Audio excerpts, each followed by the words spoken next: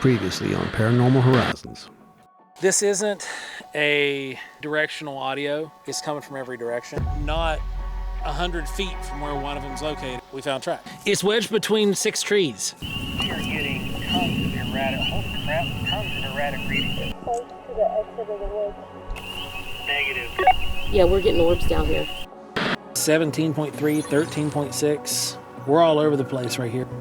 So we just took the computer down. Yeah, as soon as we took the computer down, all the stuff started. And I told you, it wasn't, we got it on camera. Yeah. The spectrum analyzer was not doing anything. Right.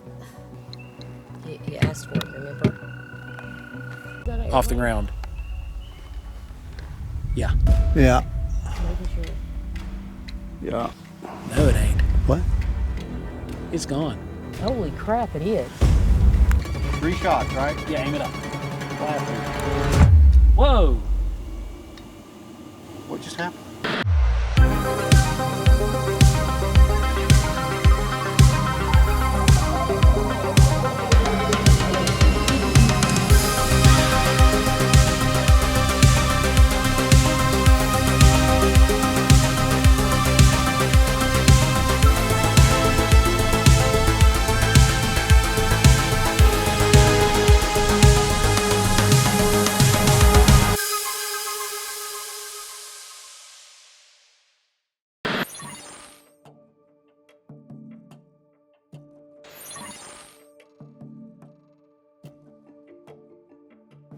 Since some of the data we have gathered so far may seem to show a possible consciousness at work within the phenomena, we decided to conduct a few experiments. Now, this type of interaction has yielded results in the past.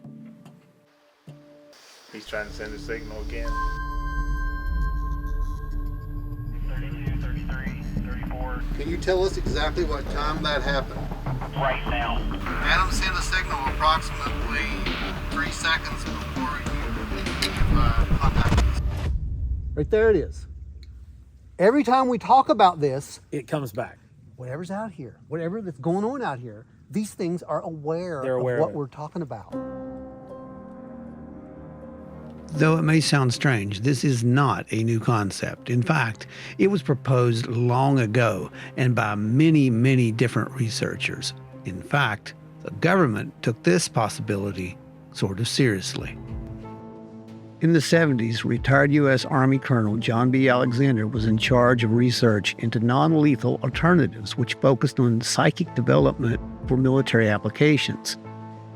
In this research, he coined the phrase precognitive sentient phenomena to explain the complexity of the interactions with whatever was behind some of these encounters. John believed that we were dealing with a trickster element, which was not only in full control of these encounters, but already knew how the witness would react to them. Early researchers in the UFO community were also coming to the same conclusions about these possible relationships between paranormal experiences and the UFO phenomena. They suggested that if there was an intelligence at play, then there should be a way to establish a form of contact with it. To test this consciousness idea, we set up equipment to monitor any kind of radio interference that may respond to our stimulant. This is known as an ITC session. ITC is an abbreviation for Instrumental Transcommunication. The term originated with Dr. Ernest Sinkowski, a professor of physics and an electrical engineer. In the 1970s, he tested various electronic devices, such as audio recorders, fax machines, and even televisions, in attempts to communicate with the so-called other side. Today, paranormal investigators use many different forms of sensitive meters for ITC sessions. There is evidence that seems to show a form of communication at times, but the fact remains, we really have no idea what we may actually be communicating with. And given recent talks about non-human intelligence, we have to ask ourselves, could we possibly be dealing with the same unseen intelligence? All right, let's see if anything happens out there now. All right, you have our undivided attention at this point. Multiple things for you to communicate with.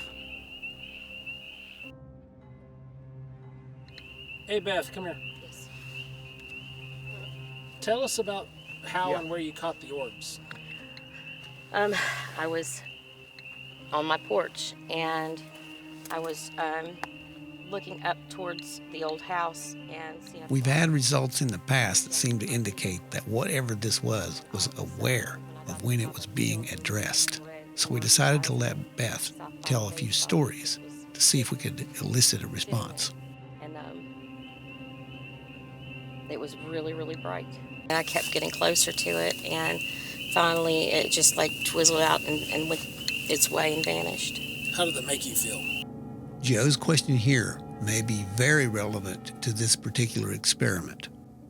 When dealing with subject B, our hypothesis is that emotion may somehow elicit responses from the phenomena.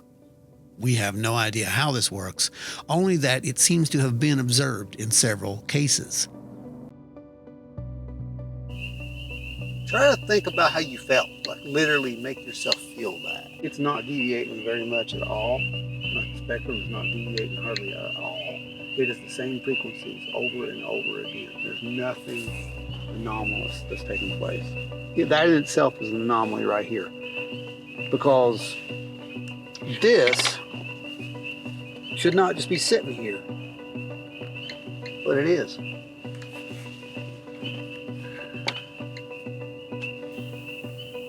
And as if to prove me wrong, just as I was about to wrap this experiment up, everything changed. Okay, what's going on? Top We've got a 9.8, 9.6, 17.3, 13.6. We're all over the place right here on the tri-field. Holy crap, I see that. And it's not the hardware. Prove it to See, me. right here. Okay. 1.8. Put it right on top of the spectrum analyzer. It's 2. This is a spectrum analyzer. What was that? The analyzer just picked up that spike. It's been spiking. It's been throwing spikes. Oh, wow. It's not the Jackery.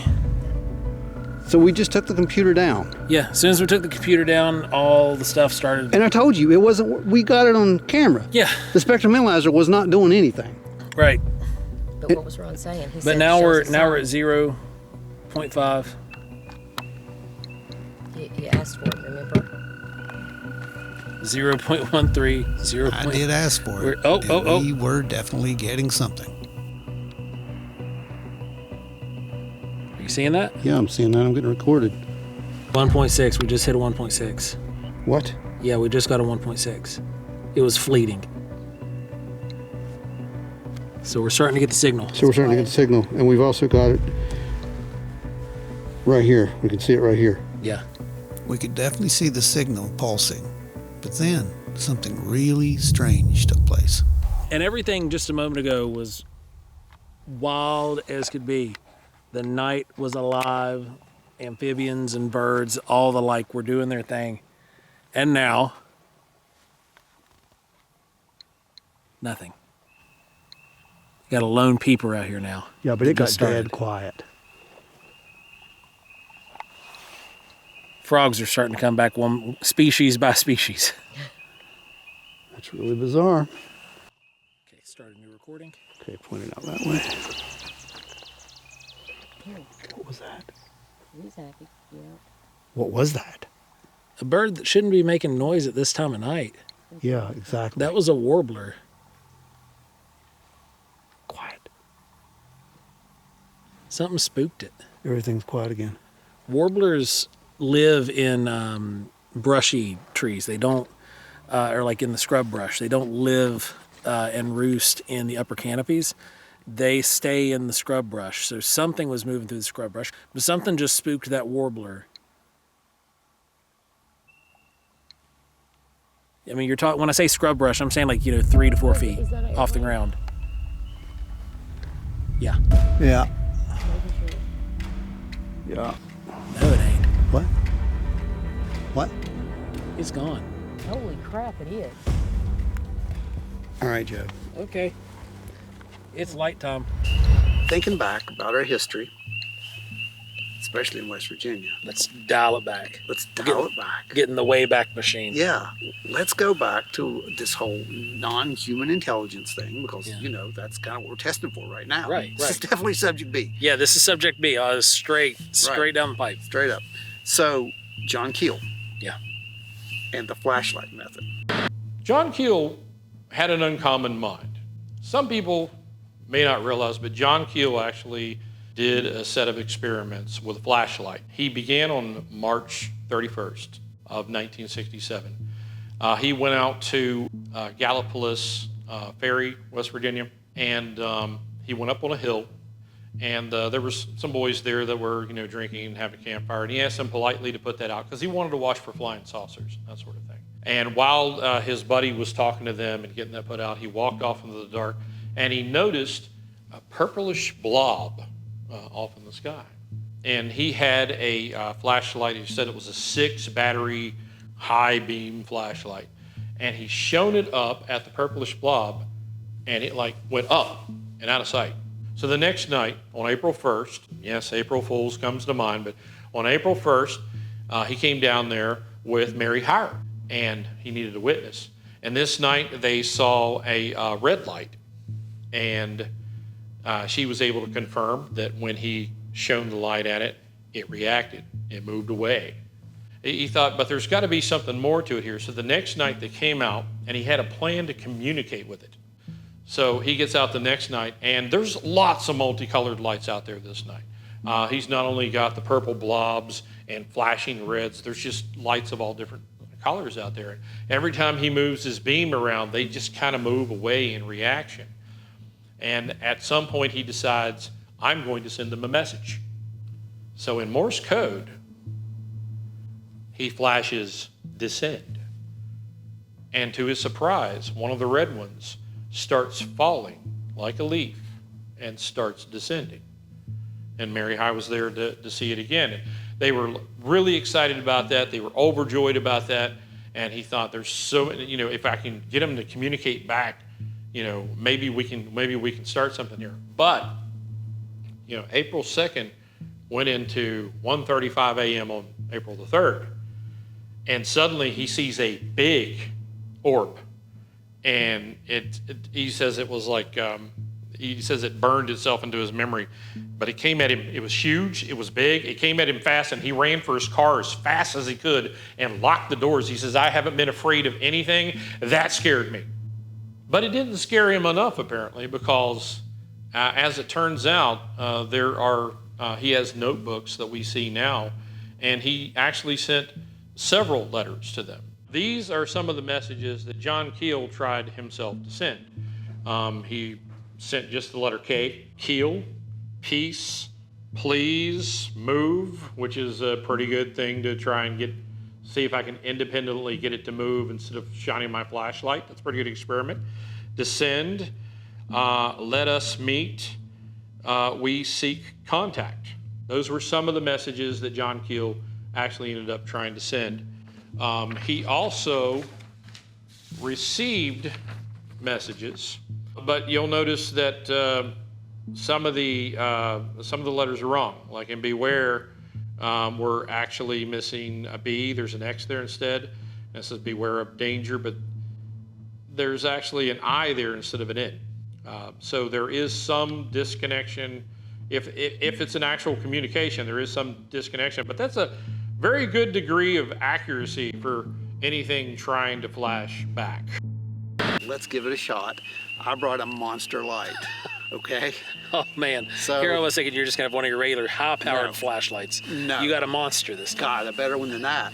I've got a period authentic light. Oh, So this thing is actually from the era, nice. and it's an old flashlight that they used to use for movie cameras. This thing is a real bulb. So we're gonna light this whole area up. Nice. That's what we're gonna do. Nice. So That'll be fun. Let's plug this thing in and see what it does. We've never did this before. No, this is first. So I don't think that I've seen this thing fired up. it could be interesting. Okay. It may even blow up. I don't know. But let's see what happens. All right, so walk out this way.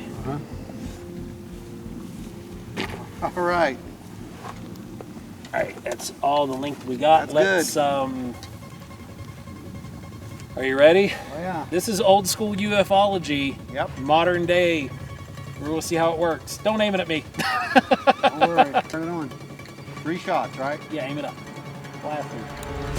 Whoa. What just happened? Oh, it blew the switch. Oh, how? Check the power level. Yeah, we're good. Okay. Oh, that fell. Maybe we're not supposed to do this. I think we just fried the surge protector Oh, because what? it's not even. Yeah. Seriously? Yeah. Well, now. With our surge protector blown, we decided to try to use another method. Let's do the laser. There's no planes above me, right? Straight above, yeah, straight atop. Nothing up there? I'm firing 3 shots. We use our laser only in open, clear skies. You getting We anything? never point at any other light in the sky. Do not do this. It could be an aircraft, and if it is, you are in serious trouble. Yeah, I hear it. As we conducted the laser experiment, something else started to happen on the ground. We started to hear movement in the brush around us, and then the thermal picked up something that seemed to be peeking over the ridgeline in the distance. See, it's like it's hiding. Whatever that is hiding. Oh. See?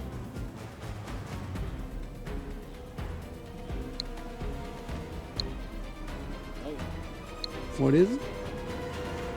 There's a heat signature, but there's a lot of brush around it. I think it's something little. I'm zoomed in. What is that? I don't know, but that's moving. It just moved. And at this point, we started to hear what sounded like movement to our right and to our left, all around us. See anything? Lights on.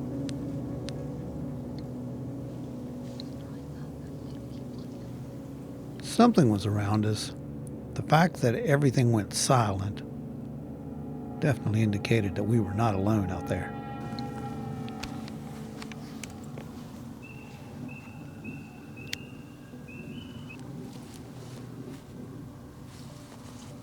Noises are coming from here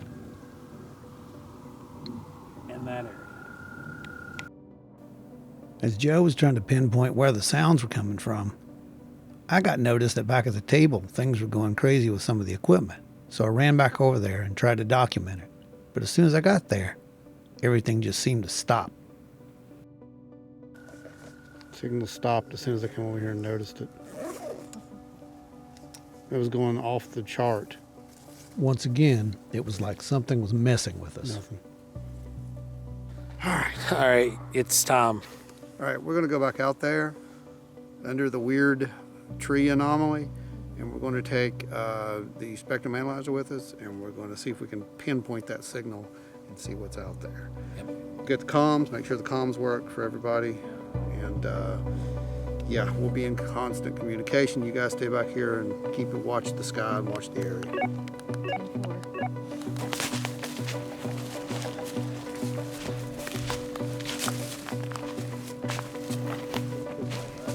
Yeah.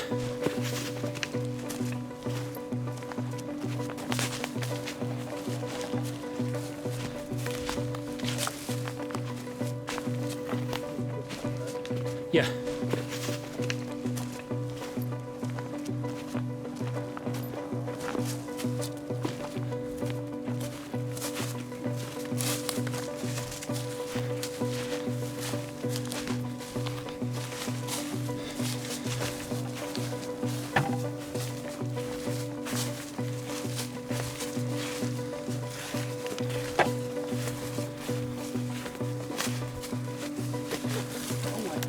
No, we go up, turn right. This way, right? Yeah, follow that. I thought. Anyway.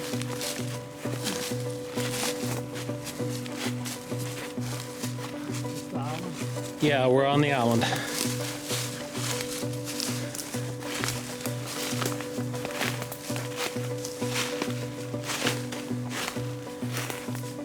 We're almost there. Keep going. Follow me.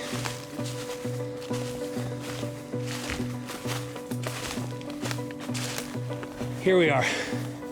We moved back into the area of the weird tree anomaly.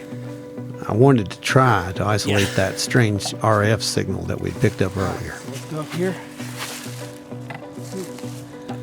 This time I brought along the spectrum analyzer, along with the other pieces of equipment that we had.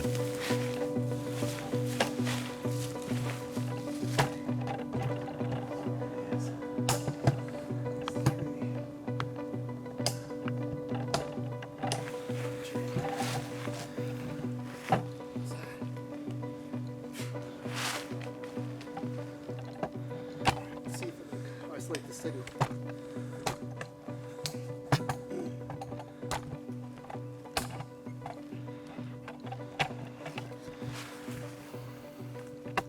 Very cool. Let me turn this off.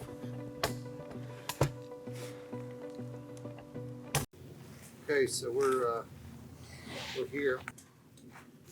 And we came back to see if we could isolate this weird RF signal coming through here. So we brought the spectrum analyzer.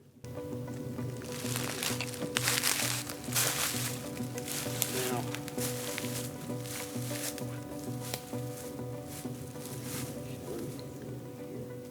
0? Yeah. Dead 0. but let me step into the area here.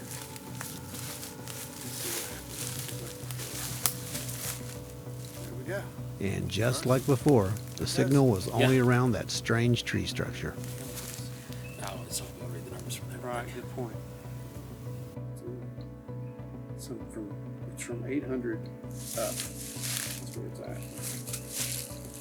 So 800 megahertz. 1.4. 1.6. I saw it. Did you say the 1.6? 1.6. There's 1.57. We're trying to replicate the readings that we received earlier tonight. Yet. Right now. Definitely something in that low 800 range. That's. See that? Yeah. That's pretty consistent. Look at the drop over here. It's 827 megahertz, which is weird. There shouldn't be anything up here. See, that falls off right there. Right here. That is so strange. It's like a small window. It is. There's a huge, like 800 megahertz right here, which is interesting. 800 megahertz is not anomalous. What's interesting is the fact that you have barely any cell phone service out here. Something was definitely creating that signal. And in my opinion, it was probably the Bluetooth on one of our phones or on the cameras. I don't know what's going on up here.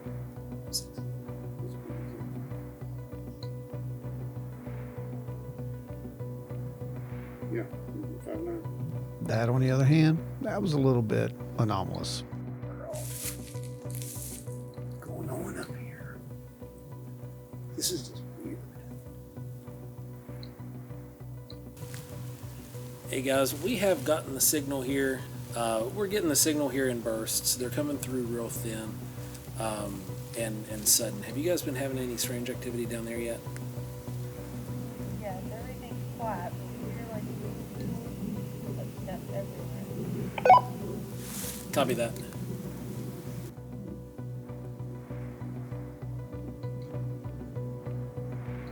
This shouldn't be happening. Speaking of things that shouldn't happen, We'll hit 36 in spots. 21, 36, 22. It says the average is 6.2. It's going up. The average is actually going up. 13.61. Well, are there any other experiments you can think of that we could do while we're right here? I'll say we do. now the laser experiment we conducted before coming up here seemed to give some strange results with that weird thermal hit off in the distance. So I wanted to try it on this hillside where these orbs have been seen. Flash. 3 flashes. You flash back that way. You ready? We got a steady 36. Set for a second. I'm not going to fit this. Oh, it is fitting this. Yeah. Oh, so- Here we go.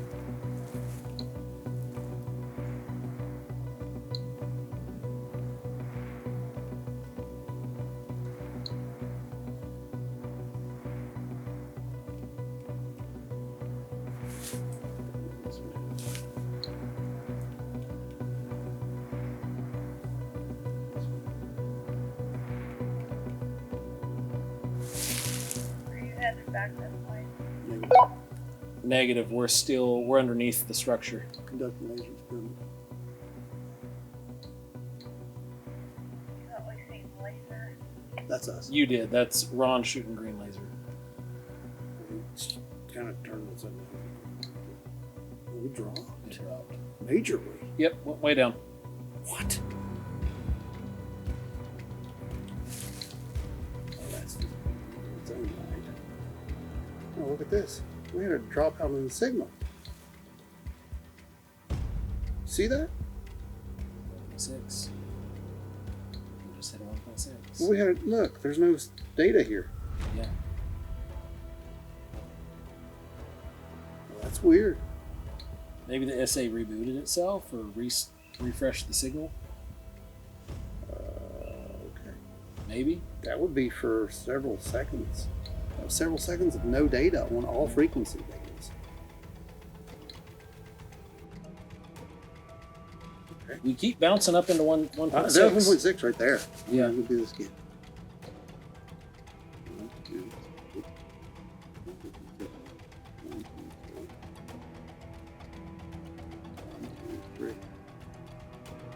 1.6.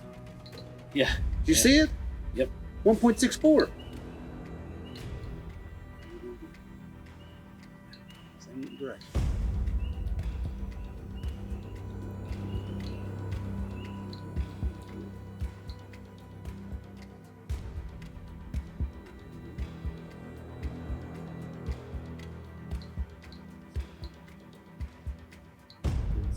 Nope.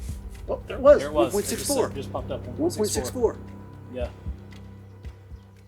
Well, I did it 3 times. Now I'm not going to do it at all. I wanted to try a control for this experiment. If it was just a repeating pattern, we should get the same signal again, regardless if I flashed the actual laser or just went through the motions.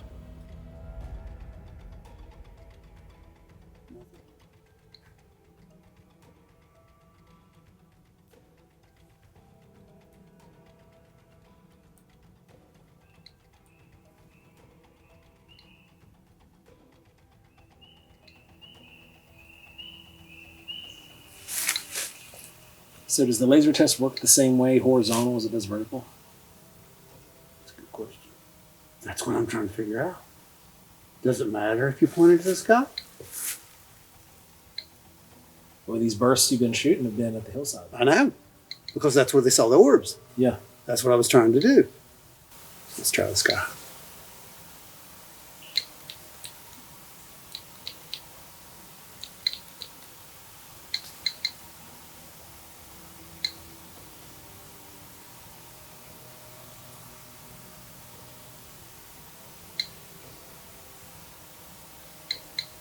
I'd say that's no response.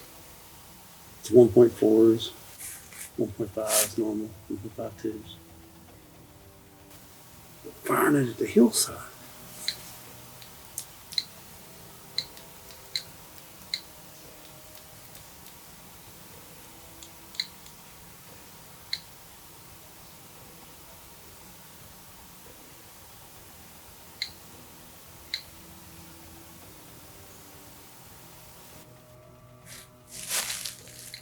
$1.59.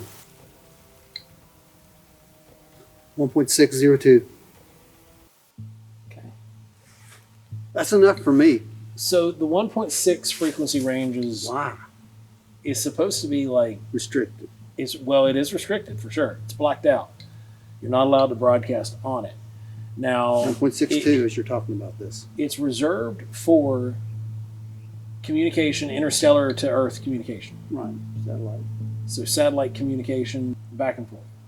But we shouldn't be getting that reading here No. at all. Shouldn't. But this is what happened to us down there It is. by the rock that day when we said Right. we could recreate it. We recreated it that day. You know what the conclusion was? Yeah. That something was aware of us doing that Right. and was responding by somehow raising this frequency. Now, how in the world is it broadcasting this frequency? I can't tell you that. Because the only way, if we didn't have one of these spectrum analyzers, we wouldn't You would even be never able to know detect this. that signal. You would never know this. Right. Just like we would never know that this radiation went up to 36 CPMs. Yeah. And now it's going up to 27, 28 CPMs. 30s. Was it in the 30s? 32. Oh, I see it. 31, 32. Yeah. Yeah. As we 33. talk about this stuff, It seems to respond. I don't That's what is so I bizarre don't know about what to do this. about that. I really don't know what to do with this. Every test we've tried, Hold on a second. every test we've tried has yielded to varying degrees, but when we begin to acknowledge the phenomena, Hang on. when we begin to talk about it, and we begin to reference the exchanges we've had, etc., then we usually get some kind of feedback. It's a feedback. I mean, it's a feedback. It seems to be acutely aware of, there it is, in giant letters.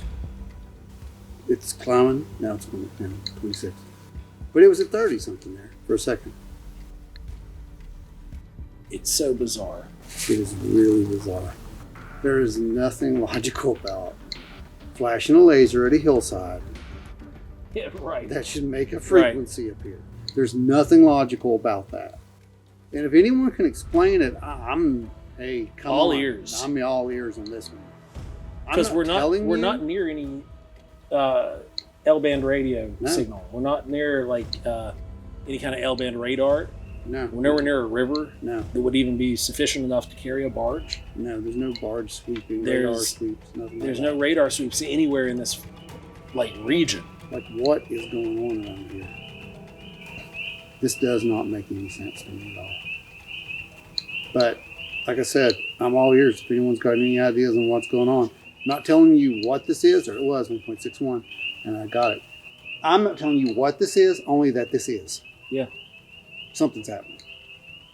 It's bizarre. But we got our data and said we head back to base camp. Yeah. This is weird. Sufficiently strange. I agree. The readings that we got out here the first time compared to the instigated responses that we've been getting just over the last few minutes. It's just crazy. I surely don't understand it.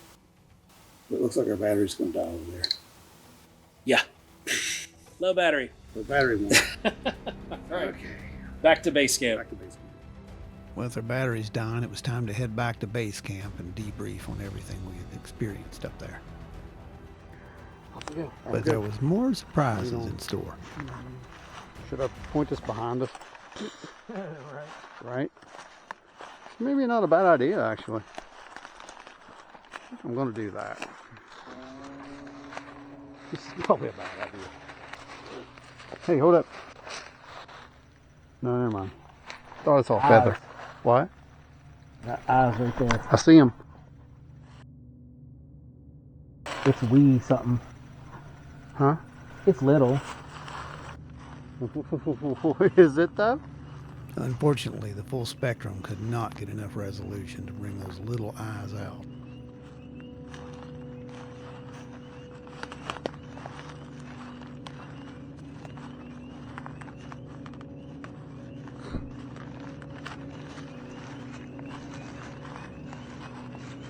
The problem is it's little, Joe. We'll talk about it when we get back to base. You'll understand what I'm talking about. Talking about the little people. We ain't saying nothing out here right now. We'll talk about it when we get back down there. The frog shut up when I said it. Yeah, I know. We're not. And it's gone. Yeah. Maybe it wasn't so little. It would have been about this high where my hand is. Because I could see over top Yeah, of it was this. right here. It was over top of the metal structure. Yeah, it was right here. It was literally right here.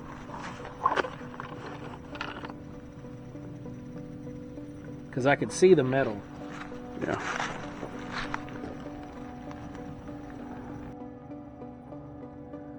I got an above background radiation, but it ain't that far above. I mean, it's 16 here, 15 here, but down there it's 22. I don't know. Something's telling me to get out of these woods right now, though. That's kind of weird. Because I don't usually care. Joe, Yep. when I just did that, we got a signal drop out. I see that. You see that line? Yeah, the black line Yeah. right by the thumb. Yeah. Signal blackout. That means there was no signal in all spectrums In our immediate vicinity. when I was right there, Yeah. in that area, where you saw the eyes. All right, so before we leave this area, Yeah. let's talk about what just happened back there. Like what just happened on the way out? Yeah. Well, we're leaving the tree anomaly Yep. where we had received the strange signals, Yep. and I had my headlamp in my hand, and spotted a set of eyes. And I had the phasm facing behind us because I said, oh, it might be a good idea to face this behind us. Right. As soon as I faced it behind us, no more than maybe 10 seconds, There were eyes right there, and I thought that they were low to the ground. They appeared to be like right at the ground, but I saw a metal, this old tree stand that had fallen. We actually shot that in the daylight earlier today. that's right. And it was just to the left of those. So when we made it all the way up, obviously the eyes and stuff were gone, but we had made it up to the damaged tree stand. And where the eyes were to the tree stand would have been more around the 3-foot range. Yeah. 3.5 foot range. Yeah. And so I checked that with the Geiger counter. Now, it wasn't anything off the charts. Right. But whereas we had 15 over here, it was 22 there. But that's not the strangest part. Nope. You had a complete signal blackout across the analyzer. As I bent down to take that radiation reading, spectrum analyzer literally lost all frequency ranges, all from one. Like somebody had just yanked the antenna out. Yeah. Yeah, all the way. That's not normal. No. And that happened for just a few seconds while I was bent down there. Now, the crazy thing is when we're flashing the laser, Yeah, we were getting on 1.6. we were. 1, 2, 3, 1.6. Something was communicating back. Not only that, we got the radiation spike just like we did down here at this rock. Yeah. When we were here before. It was almost identical to It was what the happened. exact same thing that happened before. A little white thing walking beside of it. So like it's just strange, like just weird things. What we got? 1.6. Something was aware of us doing that. I did it 3 times. It worked. And I did a control where I didn't flash at all. Nothing happened. I even did one where I shot straight up in the air. Nothing happened. It was only when they were Shot horizontal back on the shots. horizontal shots onto the hillsides where everybody had seen these orbs. And we got a 1.6 on that. And we got a 33 CPM rise. Yeah. I don't know. I don't know That's what to the make of that. data, and that's all I can say about it. Doesn't matter. It's just reporting it for what it is. Yeah, everything goes on the table, and this is one of those nights where we've had several anomalies. Very strange. We've had various readings. Yeah. We've had some noises that we can't explain. There have been some, Chatter, laughter. I don't Yes. know what it was. Yeah, and also some things captured on the thermal. that's right. There's some things moving around here. Yeah. So And they were small-ish, which it could be a raccoon, it could be Could a be. possum, it could have been anything. We Yeah. did have some food out here earlier. absolutely. But with everything else going on, it has to go on the table. It You has to can't go throw on it the out. table. Exactly. So it is what it is. Unfortunately, our light experiment didn't work. The power was just a little too much. Just a little much. little much. It but, kept blowing the fuse. but that's okay because we did get response with the laser. Yeah. And that means the next time we're gonna have a bigger laser. That's right. We're definitely We need to gonna get have a one of bigger those laser. big We're gonna boys. have a big laser. Yeah. So I want to repeat that experiment again in the future with a very big laser. Before we left, we wanted to go up and have a look at the old house. Now, there had been some interesting reports of things seen up here as well, but it's also in the same area where those first orbs had been seen. Could they have been caused by a reflection off of the windows? Maybe there's a power source up here.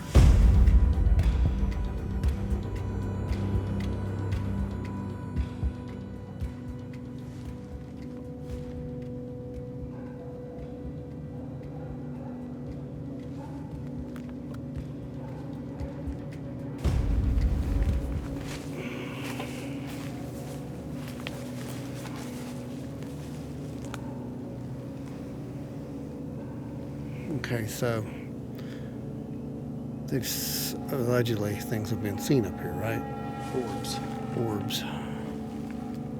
I'm just looking, seeing if there's like any kind of reflective surface or anything, right? Those are the only reflective surfaces I've seen. Yeah, well, that's definitely not orange. And then obviously the glass. Yeah, but that's not orange either. And those haven't had juice in them forever, so there's no way it would have been light. But look at the old meter. Oh wow, what is that? That is an old style. Basically bringing in power off of a power line. Huh. Yeah, there's no meter to it. No, Wow. that's chewed up. Yeah. That's interesting. Huh. There's a big old hornet's nest. Something's torn it open too. See? Oh yeah, it is. Yeah, it's been predated on. There's nothing here though that would do what they said was done, right?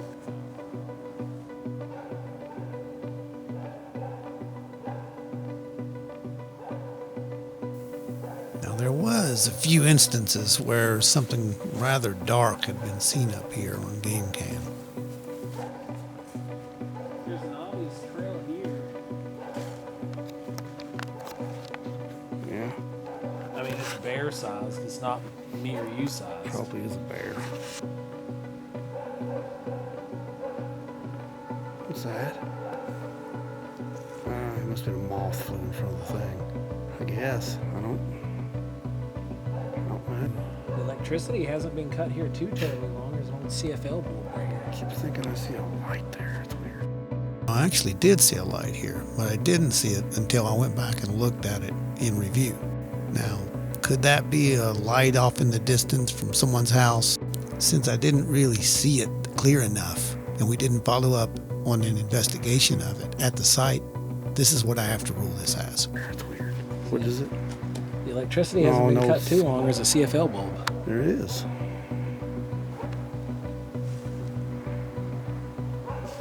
But, yeah, it's dead.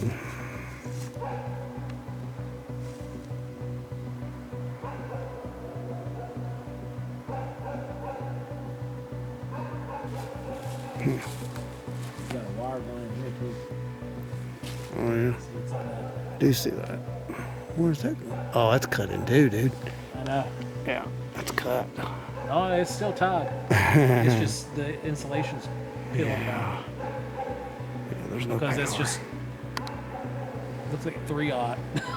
Yeah. It's like he running a home. Yeah, it's crazy. Yeah. It's tied off to that pole.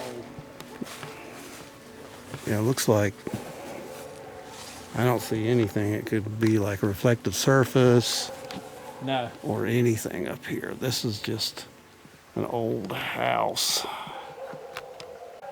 I don't see any reason for there to be reflections. I mean, there's windows, but they ain't, it's going to reflect, there's no light. When they were chasing those orbs, there was no light involved. No. And they were orange, so you're not getting orange lights up here. No. There's just nothing here. So I don't know. Given all the strange occurrences that take place here at Wineberry, it makes us look at more exotic possibilities for these answers. Portals, dimensional shifts, things that sound like science fiction. Back in John Keel's day, he called these window areas. In John Keel's Strange Creatures from Time and Space, he came up, or he finally revealed, I should say, a theory that he'd been working on thanks to all of his earlier research into UFOs, Mothman, and the Men in Black, and monsters, and everything else. And that was the idea of window areas. He had come up with this idea that these things occur at certain times and places, and where you would just be going along, minding your own business, and something would activate one of these window areas. And next thing you know, you're seeing a big one-eyed alien stepping out of a spaceship, or you would find yourself faced with Bigfoot, or you would see orbs or something along those lines. But they happened at certain times and place. But the idea was always that it required a certain conditions of time and space, and it had to do with electromagnetism or some other force that was being tapped into. He debated on whether people dealing with the 4D hypothesis, that we would call interdimensional or extra-dimensional hypothesis, was true, or maybe it was just something we were manifesting as a tulpa. Jacques Vallée and John Keel hit upon this idea that just like a storyteller tells a story and the characters become alive to us somehow, that sometimes we're creating tulpas. And that's literally what we're doing. We imagine something to be, and it becomes in some sense real. But they believe that in Keel especially, that in these window areas, that they were actually becoming real. They were becoming real enough to leave footprints. They were becoming real enough to interact with the environment. Tolkien described it as mythopoeia, and he believed that, the stories we create literally were different realities, right? So that there actually is a dimension where the Lord of the Rings and Middle-earth actually exist, and not just exist the way that he wanted them to exist, but the way that you imagine them right now, because we're all sort of co-creators on this thing. The idea is that by creating these sort of tulpas, what we're doing is we're bringing together things in our imagination, subconsciously, of course. We're not like doing magic and trying to conjure Bigfoot, because if it was that easy, we would have done it, But subconsciously, we're bringing something while we're in one of these activated window areas that exists in our imagination, and the way that we think that it will come to light. That's why you can have Bigfoot that are perfectly natural and just act like bears, basically, but they're Bigfoot. And you can have other Bigfoot that are holding magical staffs, and they have an army of dwarves behind them holding open a portal, because at some layer, we do imagine different things. At least subconsciously, we have an idea what we want this to be like.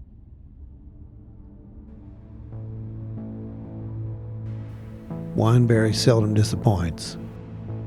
We had a lot to go over. We had new leads. We had new data. We had new ideas. It's time to meet back at headquarters to go over everything and put it all on the table.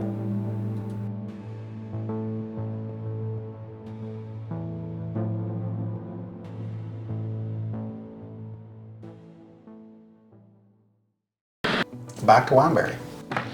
Back to Wineberry. This place is strange. I've never experienced what we experienced on this trip before, and I've had some strange things happen. There's weird things out there. Remember the signal the first time we were there, right? Yes. Okay. And I've seen strange lights elsewhere, and I've had other strange phenomena I gotta happen. ask you about that, because we did see orbs out there, and we got them. But did this compare to the first time you saw your orb when you were out with Finding Bigfoot? Well, the paradigm shift had already occurred. Okay. I'd already kind of crossed that threshold. The first time was it was the ontological shock. Right? Yes, it was. Oh crap! This is real. Oh, I remember the phone call. And so now when it happens, it's kind of banked and it's already there. And I try to when we have these experiences out on investigations, I consciously, thanks to years of training from the military and just life in general, not responding when something happens. Taking it in. When something happens, acknowledging it, but assessing everything that's going on right now. So that way I don't miss something, right? So when we have these strange phenomena happen, like I'll normally, wait, stop, you know? And I don't want to get excited. I don't get overly like, oh, unless the whippoorwill disappears right in front of me. I've seen you guys get a little. The whippoorwill did that. That got me. But this was different. You know, we set up base camp right next to the trackway. Now, right here where we're at, you can see the yellow marker is where we recovered the first Wineberry track, and we were about 20 paces away where we set base camp up. Beth has recovered a track up there near where the tree anomaly zone is. Now, this tree anomaly zone, we went out, we found it. That was weird, and that was one of the places that something really strange happened, and I don't have any words for it. This was a new experience for me. Yeah, the tree is very weird. Yeah. So I have that, and we can see that. All right, so it's wedged between 6 trees. There's 1, 2, 3, 4, 5, 6 points of contact. So, okay, normally I don't get too excited about tree structure stuff because, like, why? Honestly, I don't know. There's not really a whole bunch of basis behind it. With the nests, okay, I get it. I can get behind the Olympic Project nest stuff, but when it comes to things like trees stacked in trees, I don't get it. But this one Go on the other side of it. is Go on the other side of it. this is Look at this. How it's wedged in there. wedged in. I don't know if I can capture it right now. Over that way you can. There we go. See it? That is way up there. Like that's like I can't touch it. It's no 10. way. It's 8.5, like 9 feet, easy. How? Yeah, I have no explanation for this. I looked for a dead stump where a tree could have rotten and just, you know, storm damage fallen in. But I mean, you're talking perfect storm. This thing fell between 6 trees and just stuck there. There was no stump. There was The nothing. stump would have had to have been 4 or 5 feet tall. It would have had to have been broken off Yeah. up here and fell in. This thing was high. And you it was- couldn't touch it. It was placed there. The only thing I could say is that this thing was manually positioned. In this vicinity to where this tree was. We had several things happen. So let's look at this one first. Edition. Yeah. And where we'll. Did you hear that? We were standing underneath the tree structure when that occurred, and all of a sudden, boom, then it happened. That weird whooshing sound is consistent with some other weird stuff Right, it is. throughout the years. Yeah. And It goes into subject B. it definitely goes into subject B. There's been a lot of metallic sounds heard in the woods. We've talked to multiple people on our lives, on the Wild Weird Radio Live. We had people, we actually asked the question, oh yeah, I've heard that. That's Yeah. the first time I've heard about that. What, you guys have heard that too? Like this happens. Yeah. There is a weird metallic sound, and a lot of times it's associated with UAP, with other phenomena, and we also had this happen near the tree again, by the way. That clicking sound. So I'm going to ask you right now, is there an animal that we can attribute this to? There are some birds that can make a drumming sound. I went through and I listened to a lot of Merlin recordings and stuff that's from one of the other major universities that has a bird audio database, and I couldn't find anything that matched that. And What about a squirrel? no. Squirrels do make a lot of random noises, but this sound wasn't a squirrel. I agree with you. I'm just Yeah. throwing it out. No, yeah, This is what's going to come up. right. You've got to answer those questions because that's what people want to know. They're gonna postulate. They're gonna ask, well, could it As have been they this? should. Could it have been this? Could have been this? And this one was strange. You know, it was very odd. There is squirrel chatter.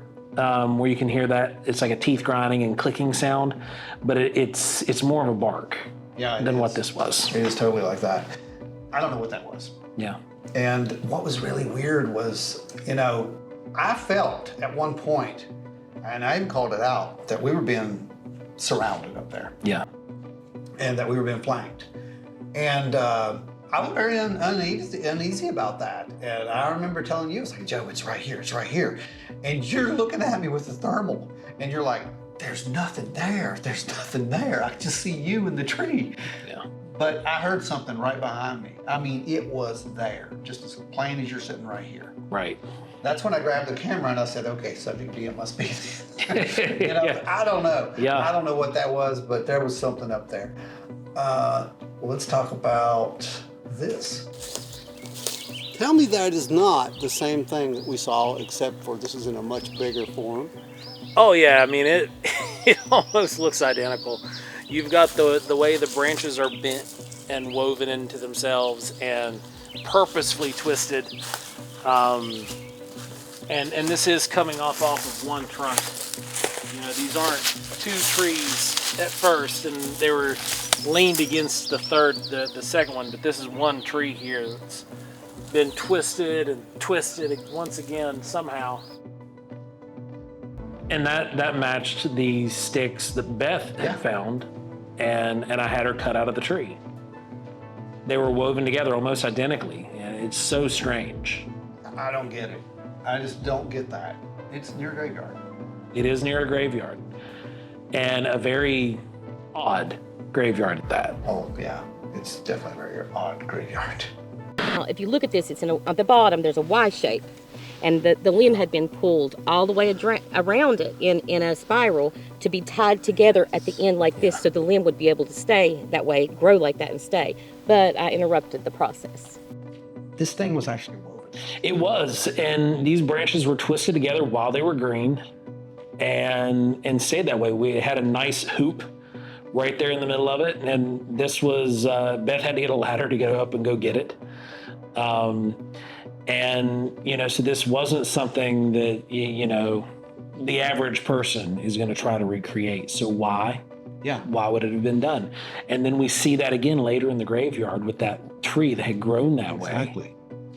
So this thing is 40 feet off the ground or so, coming down out of the tree. That's the crazy part. Yeah. She went up and cut it, and this looks to me, and I looked at this thing close up, it looks like you have to... Yeah, there's thumbs involved. Yeah. That's the big thing. You're having to use some dexterity to make that happen. So what could do this? Something with thumbs. That's the best explanation I've got. Any explanation? Is there, looking into the box, is there any explanation that Bigfoot has ever... We see this kind of stuff with great apes. Right. This is great ape behavior. Gorillas and orangutan and chimpanzees, they'll do this kind of thing.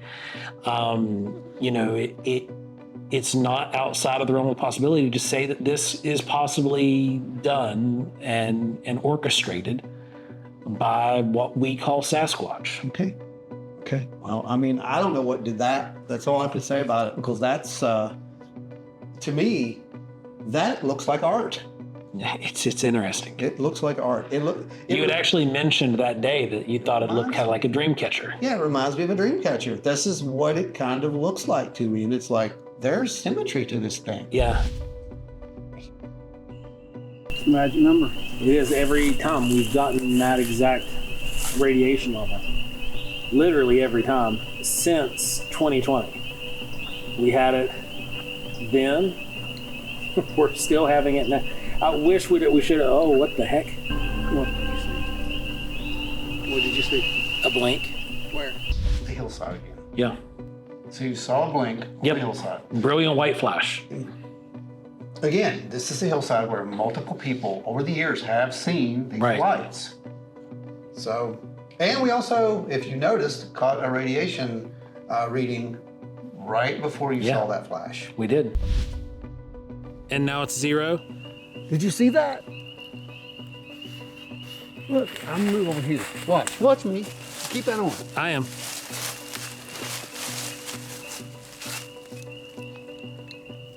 okay. It's Low battery. Huh? Got low battery over here. I thought the battery was good. It was. This shouldn't have happened. No. First of all, this shouldn't have happened. You could see the bar moving. Yeah, There's a the- signal. There's a signal there.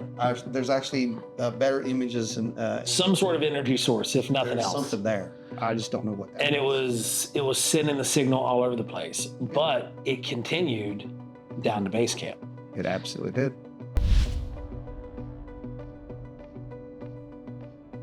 Signal stopped as soon as I came over here and noticed it.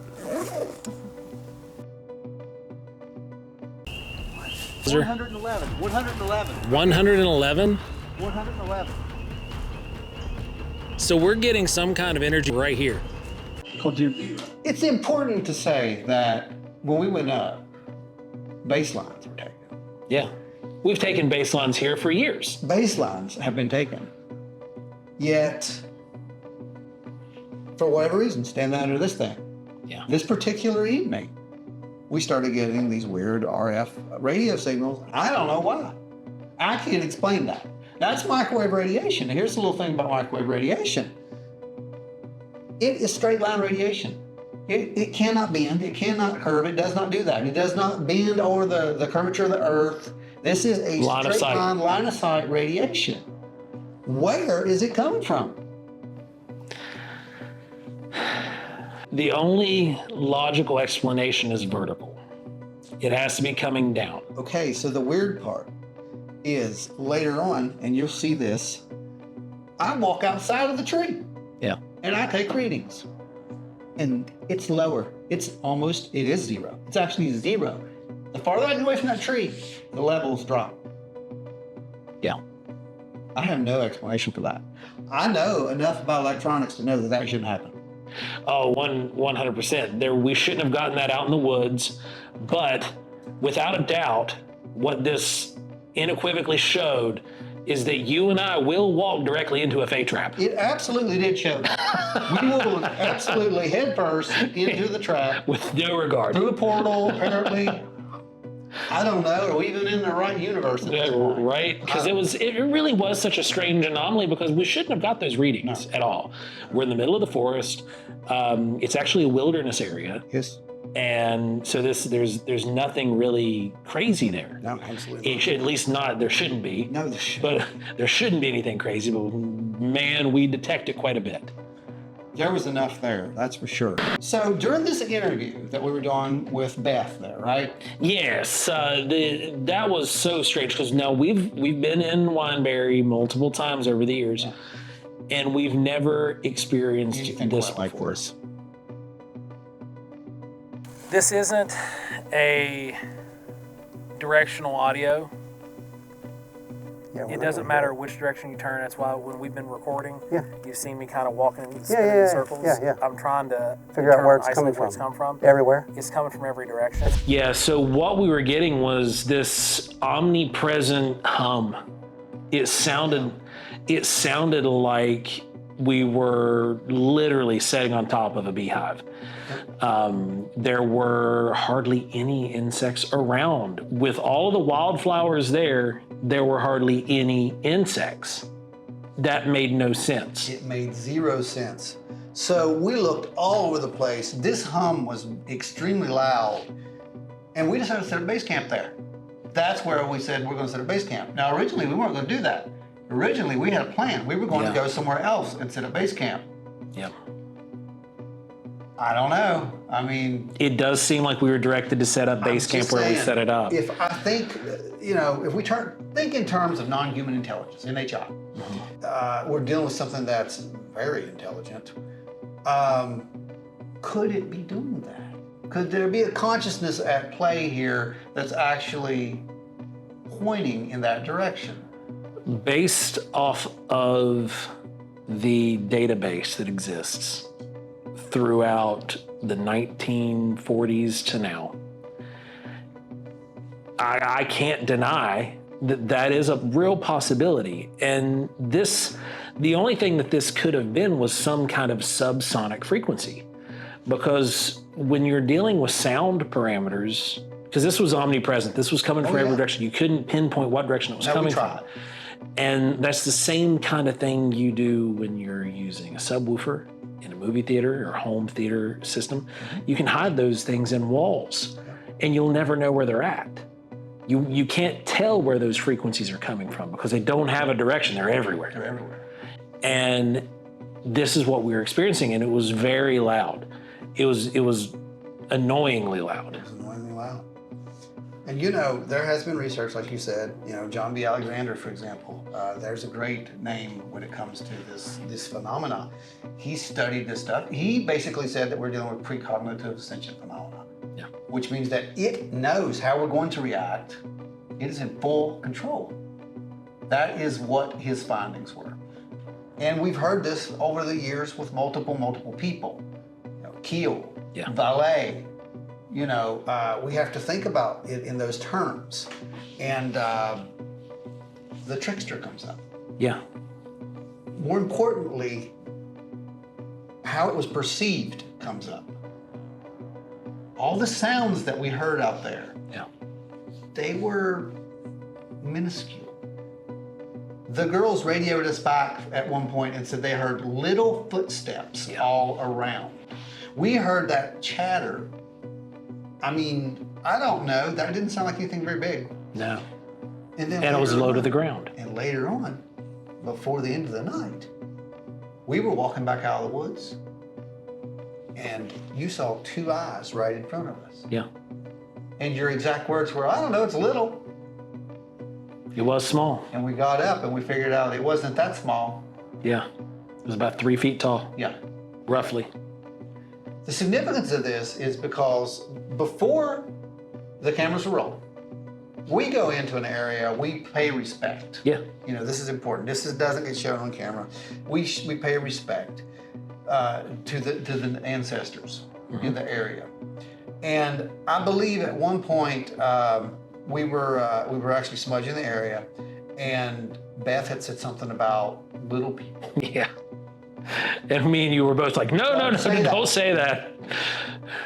Yeah. Yeah. And then everything started happening. That seemed that it seemed like whatever this was said, you know what? Yeah, that's what we're gonna do. Yeah. Okay, that works. We'll be little people. Yeah. So was it messing with us into that extent? That's the question. If we are dealing with a non-human intelligence, and I can't say we're not, can't say we are, but I can't say we're not, then it would seem that it absolutely has the ability to wear that mask if it wants. Yeah, to just like what Valet said in Passport to Magonia. Exactly. They can change its form, change its shape, change the behavior to suit whatever the situation needs. Maybe it thinks that that's what we wanted to see. Yeah. You know, I don't know. But I find it amazing that everything that we saw revolved around this minuscule presence. It wasn't a big hairy ape. It wasn't, you know, amazing. Absolutely amazing. It was weird. I don't know what I think about it. It was weird. And here's the one you've been waiting on. Orbs. We have to address this. What that was, it was a light. Okay, I got a blinking red light. Close to the exit of the woods. No. Negative. We have Oh, wow. That was not us. No, it wasn't. That was not us. If you want to bring up the maps, we can lay that ground out and show exactly the positioning of everything for this. That is not us. No, And it's a really good capture. it is. So at this point, the girls were back at camp. They started seeing those orbs, and Maria grabbed the phasm and disobeyed one of the prime directives, walked toward the area, but was far enough away, because this thing was way up there. What's really weird about this is that is the path that we will walk down. It is, yeah. It's where we will walk down, but not where we were. And I will have a red light on when I walk down. My headlamp was red. Yeah. That's not us. No. And here's how we know it wasn't us. So when you're looking at where base camp is, so this is a rough satellite view of the terrain. Now you can see a pond in the middle, and base camp was shooting up towards the pond, and you see what looks like a log laying above the pond. There's that white thing laying down. This right here is where that camera was aiming. You and I were over here. We were up there, and I can prove we were up there because we conducted a laser experiment. Yeah. And you can actually see our beam coming down toward base camp. Yeah. So the height is actually there. Right. We were on that ridge. And we were in a different location. We were off to the right and back about 150 yards. I don't know. And at a higher elevation because we were going up the side of the mountain at that point. Yeah, I don't know what that thing was, but I've got another shot of it. Watch the movement of this thing.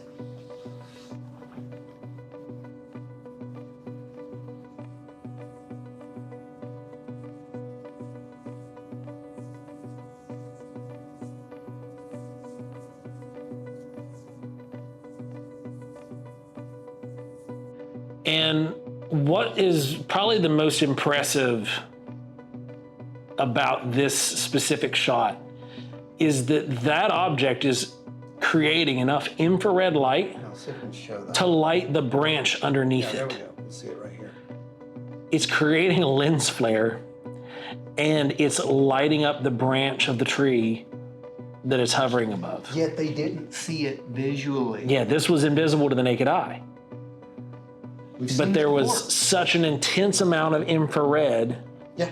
that it was lighting up the branch below it. Well, we've seen this before.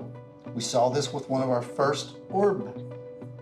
Yes, that David Green sent That us. David Green sent us. Yeah. And it looked the same thing. We remember the Yeah. rabbit was off in the distance, and the big ball of light moves over and it doesn't reflect on the water Right.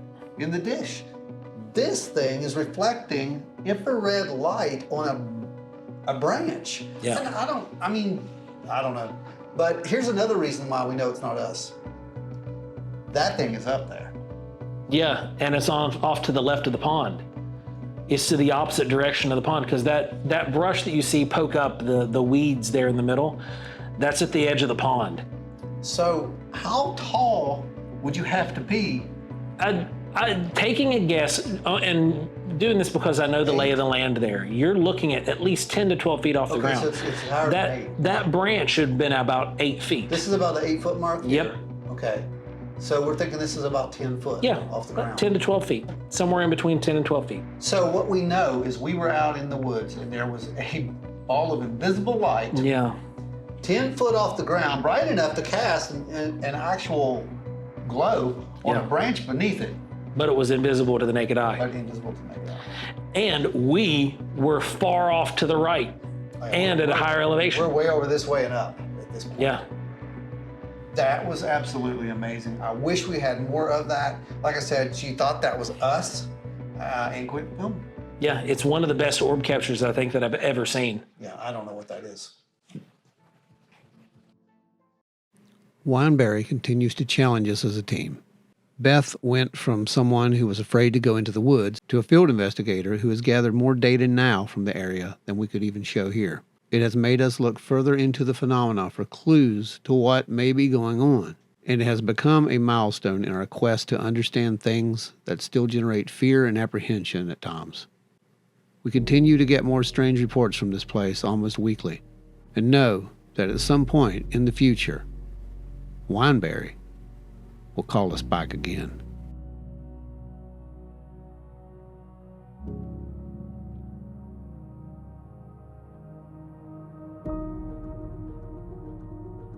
Joe, what was that flash? Yeah, I caught it on camera. He's trying to step on. So what you're saying is we're in the woods in the middle of the night, no flashlights on, Right. looking for an 8-foot hominid that doesn't exist, Yeah. that has the strength of 10 people, and now we have to worry about radiation. Absolutely.